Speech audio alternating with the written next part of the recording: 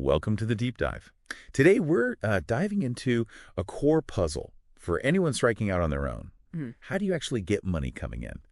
Especially when you're starting with, next to nothing. Right. We've previously explored how to test if your idea has legs and how to build a basic version without spending a fortune. And building that foundation is definitely key.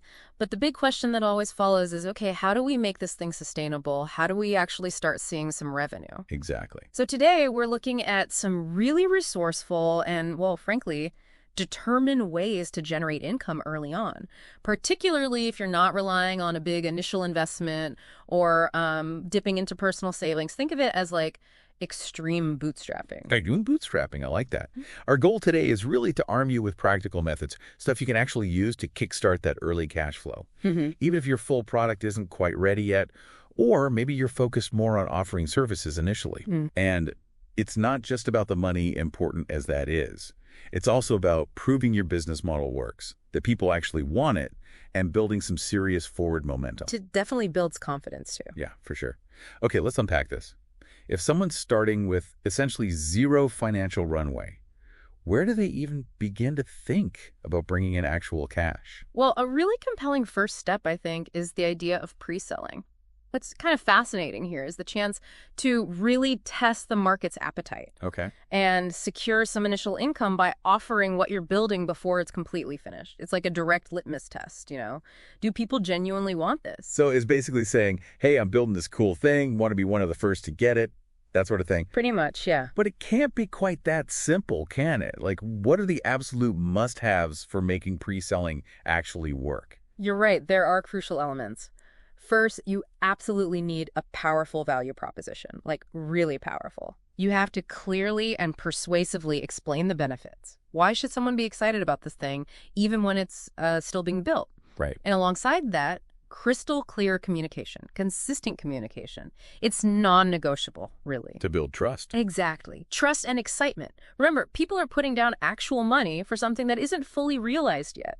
So transparency is just paramount. Don't just say you're building an app, for example. Explain the core problem it solves, the specific benefits the early user gets. That makes total sense. You got to get people genuinely excited, maybe even feeling a bit special for getting in early. So how do you actually motivate them? What kind of incentives, make a real difference? Yeah, this raises a really important point about creating a compelling reason to buy now, not later. Think about offering, say, tiered packages with increasing value for the earliest buyers, or significant early bird discounts that maybe disappear after a certain number of signups or a specific date. Limited time offers. Classic, but effective.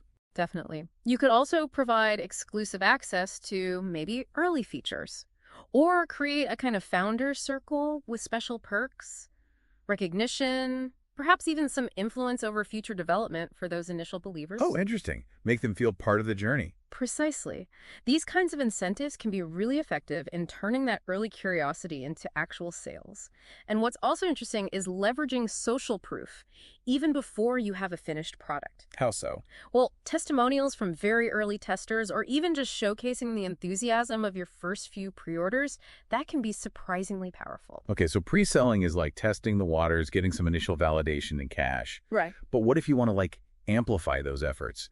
Reach a much wider group. Right. So if we connect this to the broader goal of reaching more people and potentially securing more upfront funding, well, that's where platforms like Kickstarter and Indiegogo become really relevant. Crowdfunding. Exactly. These crowdfunding platforms essentially provide a structure and, crucially, a kind of built-in audience to scale up those pre-selling initiatives.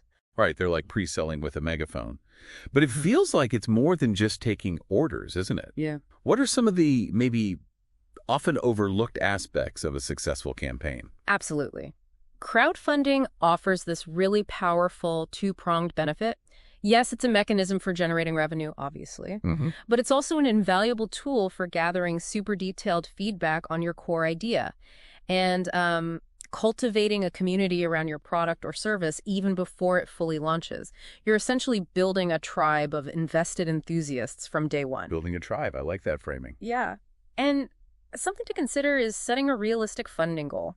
Don't, aim for the moon right out of the gate. Focus on what you truly need to get to the next crucial milestone. Good point. Keep it achievable. And also, remember that the community engagement doesn't just stop once someone backs your project. Regular updates, maybe some behind-the-scenes glimpses, responding to comments, that's all essential for keeping that momentum going. That community aspect sounds incredibly valuable long-term, too. But, we've all seen crowdfunding campaigns that just fizzle out, don't gain traction. What are some critical elements that separate the ones that really succeed? Yeah, it's true. Not all fly. What's fascinating here is the synergy, I think, of several key ingredients. You absolutely need a compelling narrative, your why. Key story. Exactly. Why are you passionately building this? What genuine problem are you solving for people? Then a high-quality, well-produced video, one that clearly demonstrates your offering and its unique value. That's almost non-negotiable in today's environment. People expect good video now. They really do.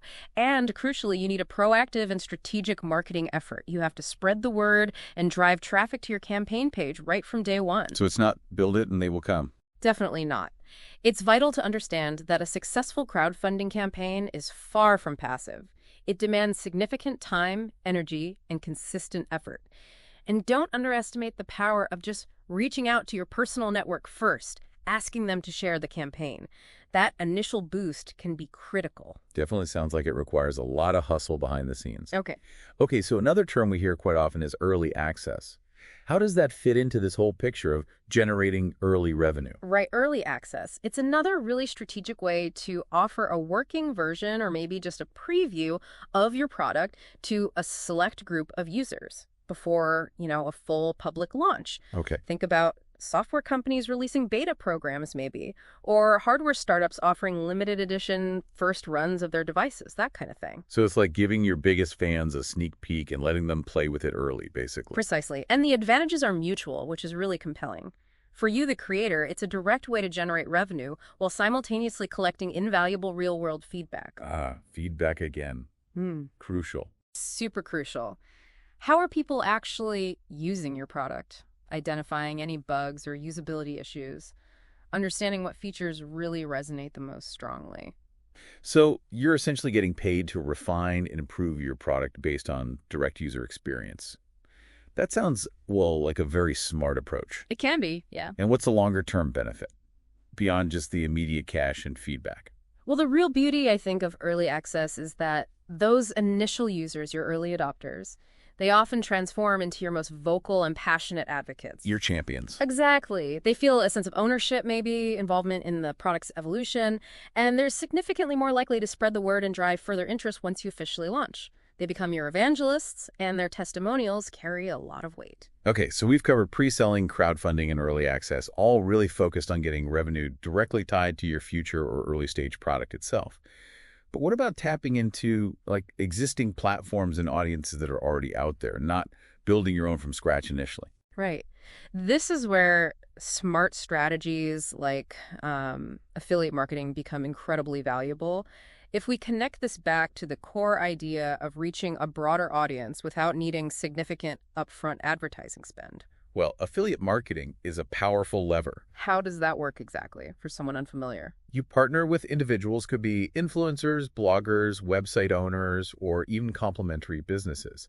The key is they have an established audience that aligns with your target market. Okay. In exchange for them promoting your product or service, they receive a pre-agreed commission for any sales they actually generate through their link or code. So you only pay when you make a sale? Typically, yes, which is great for cash flow. And for a zero-budget startup, think about reaching out to maybe smaller niche bloggers or influencers. They might be more open to a purely commission-based partnership than, say, a huge influencer demanding upfront fees. Right. Target carefully. So it's essentially borrowing someone else's audience and rewarding them for sending customers your way. That sounds pretty efficient. It can be very efficient, yeah. Yeah. But what about those who truly have no budget, like zero? Not even for potential commissions right away, or they just can't find affiliate partners easily. Yeah, good question. Even without a paid advertising budget or the ability to offer substantial affiliate deals, cultivating organic reach is still a very achievable strategy, and sustainable too. Organic reach, meaning free marketing. Essentially, yes. It involves consistently creating and sharing valuable content, maybe through guest blogging on relevant industry websites, Yeah. actively and helpfully participating in online forums and communities related to your niche. Being part of the conversation. Exactly. Engaging authentically and consistently on social media platforms where your audience hangs out. The key here, though, is to prioritize providing genuine value, building real relationships with people. It's not just about constantly broadcasting promotional messages. So less selling, more helping. Absolutely. Think about answering questions people have, sharing your expertise freely, becoming a trusted voice in your specific area. That builds credibility and attracts people over time. It sounds like it's more about being a helpful resource and building trust than being, a traditional salesperson pushing a product. That's a great way to put it. Now, here's an idea that might not immediately spring to mind for a cash-strapped startup.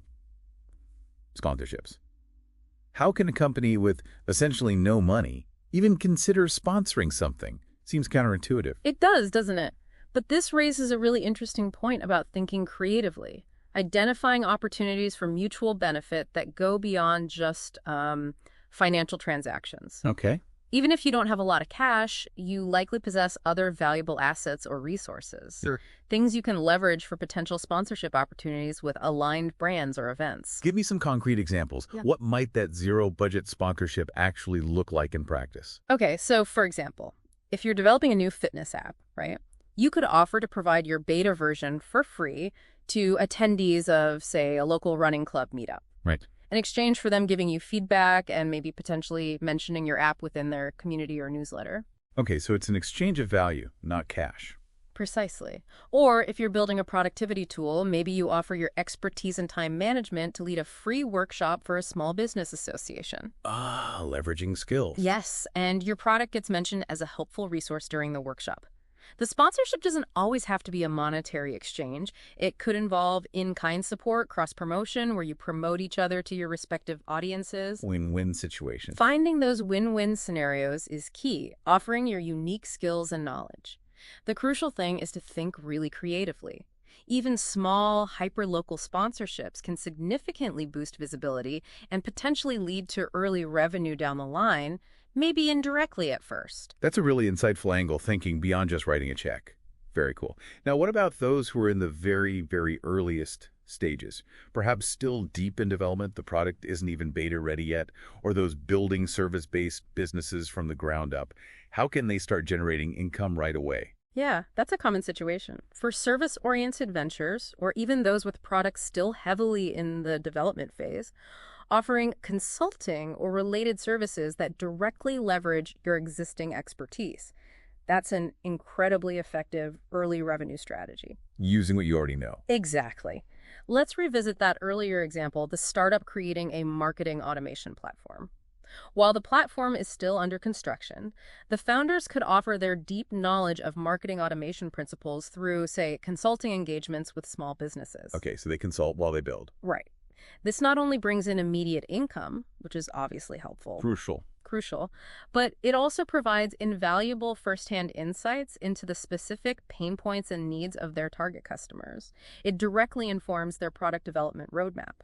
Wow. Okay, so it's like getting paid to do your market research and refine your product simultaneously. That's exactly it. You're getting paid to learn, essentially, validating your ideas in the real world while keeping the lights on. So they're basically getting paid for their knowledge and skills in the very area their future product will eventually serve.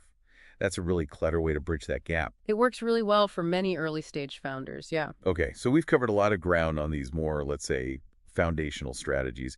What about some less conventional or maybe alternative avenues? Getting creative with generating early cash flow. Right, beyond the usual suspects. This is where it really pays to let your creativity shine. To think beyond the standard product for sale model. Like what? Well, for example, could you create and sell valuable educational resources related to your area of expertise?